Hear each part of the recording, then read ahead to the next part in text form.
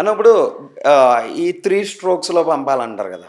ఈ బీచ్‌కి కూడా సేమ్ అన్నా? సేమ్. కాకపోతే ఎలా ఉంటదంటే బీచ్‌లో ఎలా ఉంటదంటే ఫస్ట్ బాల్ అప్పర్ హ్యాండ్ ఇక్కడ మామూలుగా తీసుకోవడానికి ఉండదు. నార్మల్ ఇక్కడ క్యారీ చేసి ఎయ్యాల్సొస్తది. అండ్ నార్మల్ వాలీబాల్‌లో బ్లాక్ టచ్ అయిన తర్వాత 3 ఆడొచ్చు. ఇక్కడ బ్లాక్ టచ్ అయితే ఫస్ట్ టచ్ కింద తీసుకుంటారు. ఓకే. డ్రాప్స్ ఇలా ఓపెన్ చేసి హ్యాండ్స్ ఎయకూడదు. రూల్స్ అన్ని డిఫరెంట్ కలర్. అచ్చా! చాలా డిఫరెంట్‌గా ఉంటది. అండర్ ఆర్మే ఎక్కువ ఏస్తారు. అప్పర్ హ్యాండ్ కూడా ఇప్పుడు అప్పర్ హ్యాండ్ స్టార్ట్ చేసాం. ఫారెన్ గాని ఎక్కువ ఏస్తారు. అప్పర్ హ్యాండ్ ఇక్కడ క్యారీ చేసి ఎయ్యాలి. సో అయన్నీ చాలా డిఫరెంట్ రూల్స్ ఉంటాయన్నమాట. ఒకటే టైమ్ అవుట్ ఉంటది సెట్‌కొచ్చేసి. అచ్చా! టెక్నికల్ టైమ్ అవుట్ ఒకటి ఉంటుంది. Same points. Same points.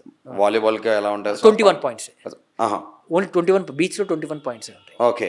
Every 7 పాయింట్స్‌కి coach change అవుతారు.